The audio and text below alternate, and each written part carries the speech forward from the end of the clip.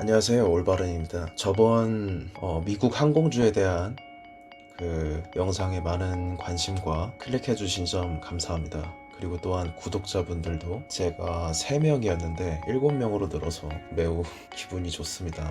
근데 이제 이번 영상은 미국과 중국의 갈등에 대해서, 그리고 이제 그 밸류체인에 대해서 할 것 같은데요. 그러니까 짧게 할 겁니다. 근데 말씀드리자면 저는 이제 3프로 경제TV나 뭐 여러 가지 경제 관련된 뉴스 및 유튜브를 많이 봅니다. 그런데 깜짝깜짝 놀랄 때가 있었습니다. 미중 갈등에 대해서 11월에 그 트럼프의 미 대선 이전까지 중국 때리기 공세를 이어갈 것 같고, 그 후부터는 아마 미국의 중국 때리기 공세가 좀 완화되면서 유화책을 펴고 다시 비즈니스 관계로 접어들지 않겠냐, 어떤 그런 생각에 순간 깜짝 놀란 적이 있었습니다. 그래서 물론 이제 제 생각을 적는 자리이기 때문에 제 생각을 말씀드리자면, 사실 미국과 중국은 이미 신냉전 시대에 돌이섰다고 생각을 합니다. 이제는 어쨌든 뭐 베이징도 마찬가지고, 그러니까 그 중국의 그 총서기들도 마찬가지고, 뭐 워싱턴의 그 학자들이나 아니면은 뭐 월가의 그런 금융업계나, 그러니까 중국으로부터 로비를 받는 그런 단체들이라든지 학자들이라든지 일반 시민사회나 그 행정부 및 국방부 각종 그 여론의 컨센서스가 아마도 냉전 시대가 계속해서 갈 거라는 것을 끊임없이 알려주고 있습니다. 근데 저도 이 부분을 발견을 못하고 있다가, 최근까지도 저도 확신을 못하고 있다가 이제는 확실한 느낌이 들었습니다. 사실 이전만 해도 제가 이게 언제였는지 기억은 안 나지만 관세 갈등이 있고 무역 전쟁이 있을 때만 해도 이게 무역 갈등이 혹이 있는 건가, 물론 이제 세계사 시간에나 이런 때 투키리레스의 함정 같은 뭐 그런 신흥국과 기존 패권국 사이의 긴장이라고 해야 되나, 그러니까 그런 경쟁 관계 및 갈등 관계가 있다는 것은 인지는 하고 있었으나 어떤 형태로 나타날지, 어느 때에 나타날지에 대한 확신은 없었습니다. 그런데 최근에서 확실히 이것은 이념 및 패권의 전쟁이구나라는 확신이 들었습니다. 오바마 시대에 TPP를 시작을 했고 아시아로의 귀환을 했습니다. 결국에는 민주당은 다자주의를 통해서 중국을 압박하자는 것이고, 트럼프 같은 경우는 고립주의, 그러니까 본인 스스로를 고립시킴으로써 중국을 압박하자는 것인데, 어떤 면으로 가건 중국을 때리는 데는 이 기조가 적어도 20년은 걸 것 같다는 예상이 듭니다. 뭐 다들 아시는 부분이겠지만 중국의 성장이 아주 매섭습니다. 2030년대까지, 그러니까 일본에서 나온 경제 연구에 따르면 2030년도가 되면은 중국이 미국을 GDP 상에서 앞설 것이라고 얘기합니다. 이거는 이제 1인당 GDP가 아니라 전체적인 GDP이기 때문에 충분히 개연성이 있는, 가능성이 있는 부분이라고. 미국의 GDP를 100으로 했을 때 만약에 중국이 무역전쟁에서 패배한다 그러면, 이것은 IMF의 중국경제연구소에서 발표된 자료인데요, 중국 경제가 패배된다 그러면 24%까지 떨어질 것이고, 승리하게 된다 그러면 패권국으로 남을 것입니다. 뭐 당연한 얘기일 수 있습니다만 지금 기준으로 한 60 내지 70%에 도달했습니다. 왜 이렇게, 그러니까 이런 부분에 분들이 중국 때리기가 조금 늦었다, 오히려 지금 현재 관성이 붙어있기 때문에 전면전까지도 고려를 해야 한다, 이런 얘기들이 나오고 있지만 실질적으로 전면전의 가능성은 크진 않겠습니다. 하지만 그때 가봐야 아는 거겠죠. 그러니까 가장 그 당시 일본은 왜 그렇게 쉽게 할 수 있었고 중국은 왜 이게 까다롭고 오래 갈 것이라고 생각이 드는 부분이냐면, 경제의 상호 의존성이 강하다는 차이가 있습니다. 일본은 미국에 수출을 하고 미국은 일본 걸 수입을 하는 구조로 단방향이었다면, 중국은 미국과 수출과 수입이 서로 얽히고 설켜 있는 관계입니다. 그렇기 때문에 특히 글로벌 밸류체인 하에서, GBC 하에서 중국이 미국에게 굉장한 이득을 줬기 때문에, 그러니까 낮은 생산비와 그 인풋을 통해서 높은 아웃풋을 낼 수 있었기 때문에 굉장히 미국 사회에 이득을 주었던 부분이 커서 지금 시기까지 좀 늦게나까지도 왔던 것이라고 생각이 됩니다. 그러면은 글로벌 밸류 체인에 대해서 한번 조사를 해봤는데요, ICT 산업 위주로 봤습니다. ICT 산업에서 공급 사이드인데요, 컴플렉스로 보면 됩니다. ICT 섹터에서 2000년대 기준으로는 당연히 일본이 앞서고 있었습니다. 세 개를 꼽는다면 USA, 미국과 독일, 일본을 꼽을 수 있겠. 하지만 이게 2017년이 되면서 공급 측면에서 중국이 급부상을 하게 됩니다. 한국도 이렇게 많은 성장을 보였지만 한국도 어쨌든 중국과의 상호 교류를 통해서 많은 성장을 보일 수 있었고 독일과 미국 그리고 중국 체계로 재편되었습니다. 수요 측면으로 한번 볼까요? 수요 측면도 사실 이 부분이 더 어떻게 보면 놀랍다고 보여지는 부분입니다. 공급은 수출을 하기 때문에 성장할 수 있지만 중국의 내수 시장이 얼마나 관성이 붙었는지를 나타내주는 부분이라고 생각되기 때문입니다. 독일과 중국 그리고 미국으로 세 가지로 커졌습니다. 이 부분은 좀 어펜딕스에 가까운데요. 특허 출원 건수를 보자면 그러니까 중국이 얼마나 지금 잡지 못하면 향후의 첨단 기술이나 4차 산업혁명에 있어서 패권을 장악할 수도 있다라는 부분이 보이는 부분입니다. AI, 재생의료, 자율주행, 블록체인, 사이버 보안, 가상현실 드론, 고분자나 리튬이온 배터리 이런 점에서 특허 출원 건수라는 거는 결국엔 미래 가치를 반영하는 거기 때문에 중국의 상당한 성장과 그것을 바탕으로 R&D에다가 굉장한 투자를 하고 있다는 점을 볼 수 있습니다.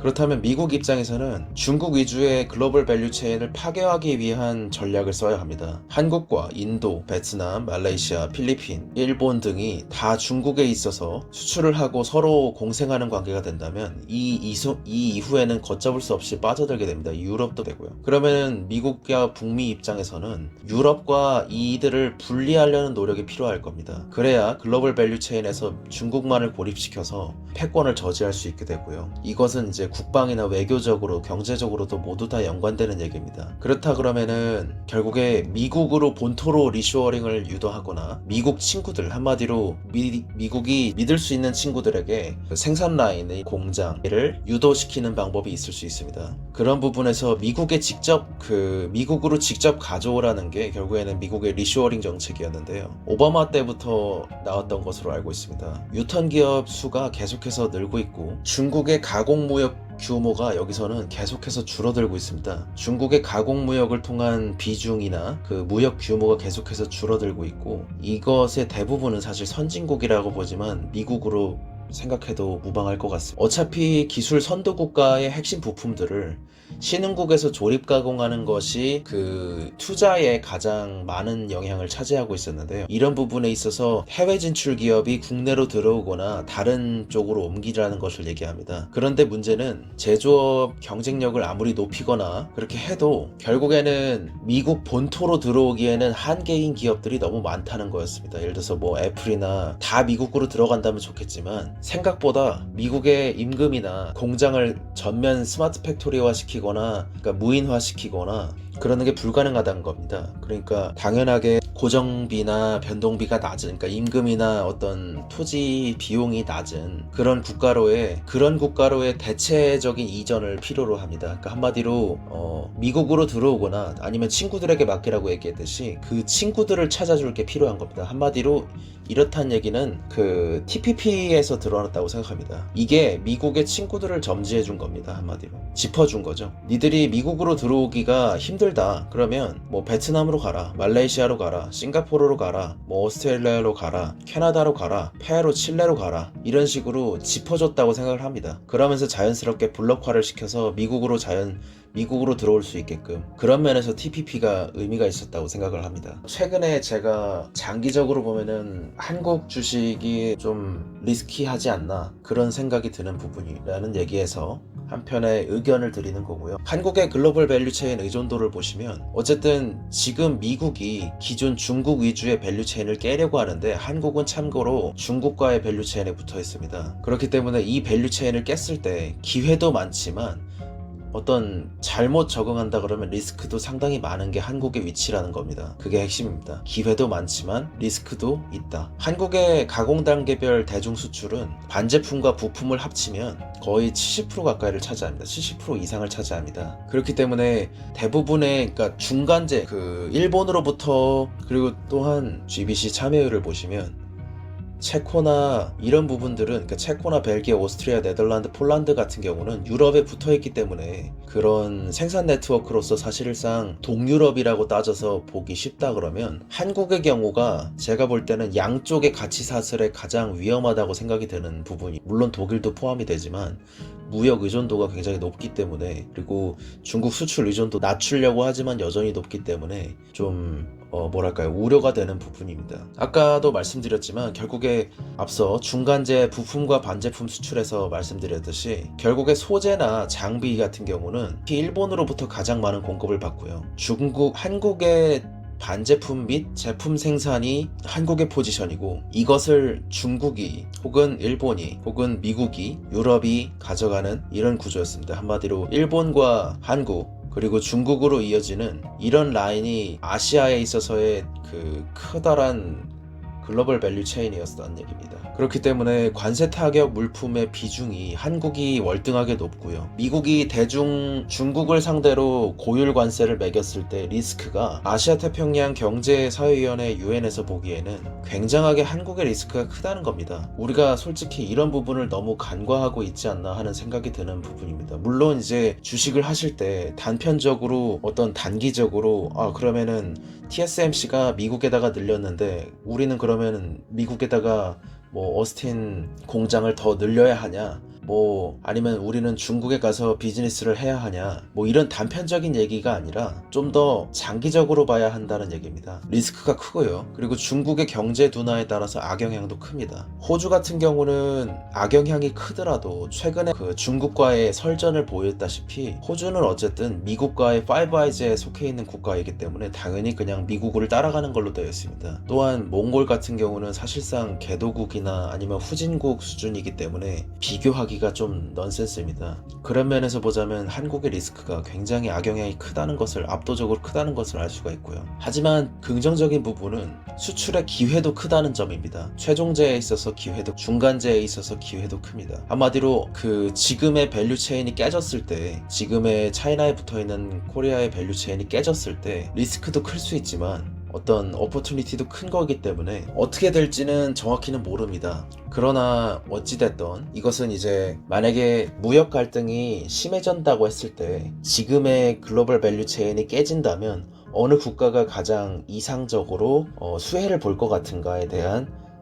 순위입니다. 첫 번째는 베트남입니다. 이것이 뜻하는 것은 사실 베트남, 칠레, 멕시코 이렇게 있는데 저는 제 생각에는 베트남과 멕시코가 가장 수혜국이지 않을까 이런 생각을 합니다. 캐나다도 마찬가지일 수 있지만 베트남과 멕시코가 가장 수혜국일 것 같습니다. 결국에는 미국이 원하는 것은 아까도 말씀드렸다시피 중국 위주의 글로벌 밸류 체인을 깨면 미국으로 오든지 미국으로 공장을 옮기거나 아니면 미국의 친구들에게 붙어라 이런 얘기입니다. 그러면 미국에 오기가 사실상 힘들 겁니다. 그런다면 미국의 친구들에게 붙는 수요가 생기는데 이것은 미국의 본토에 가깝게 붙거나 아니면 기존의 중국의 가지고 있는 포지셔닝, 로코스트 국가를 찾을 수 있는 그런 수요가 생기게 되고 이 부분을 아마 베트남이 상당수 흡수할 것으로 생각을 합니다. 본토에 대한 거는 멕시코가 흡수를 하고 중국이 가지고 있는 그런 포지셔닝을 베트남이 흡수하지 않을까 그런 생각이 되는 부분이었습니다. 일단은 미중 갈등에 있어서 이것이 단순하게 트럼프 때의 선거용 때리기가 아니다 그런 부분을 말씀을 드리고 싶었고요. 오늘은 또한 미국은 최근에 중국의 밸류 체인을 깨려는 노력을 계속해서 하고 이것은 끊임없이 롱텀으로 나아갈 것인데 적어도 저는 10년 너무 짧고요. 20년에서 30년은 갈 것으로 생각을 합니다. 그렇게 된다 그러면 글로벌 밸류 체인이 깨졌을 때 어떤 영향이 생기느냐 그런 부분에 대해서 오늘 간략하게 좀 얘기를 드렸습니다. 이제 금요일입니다. 토요일을 앞두고 있는, 주말을 앞두고 있는 기분 좋은 하루인데요. 좀 장기적으로 시장을 관망할 수 있는, 장기적으로 시장을 볼 수 있는, 그리고 앞으로도 이런 재정 지출로 인해서 그린 뉴딜과 같은 지출로 인해서 시장이 오가고 좀 더 큰 정보를 지향하는 그런 부분들이 좀 오래 갈 것 같습니다. 그렇게 된다 그러면 최근에는 국제 정치나 국방 외교로 인해서 경제가 휘청휘청하는 모습을 계속해서 보일 것 같습니다. 그런다면 단순히 경제적인 논리에서만 생각하실 것이 아니라 단기적으로 뭐가 오르느냐 뭐가 내리느냐 이런 논쟁이 하는 것이 아니라 국제적으로 어떤 흐름이 생길 것이고 그러면 어떤 국가 혹은 어떤 기업이 수혜를 보고 손해를 볼 것인가에 대한 좀 장기적인 생각을 하시는 것이 좋을 것이라는 그런 생각이 듭니다. 좋은 주말 보내시기 바라겠습니다. 이상 올바른이었습니다. 감사합니다.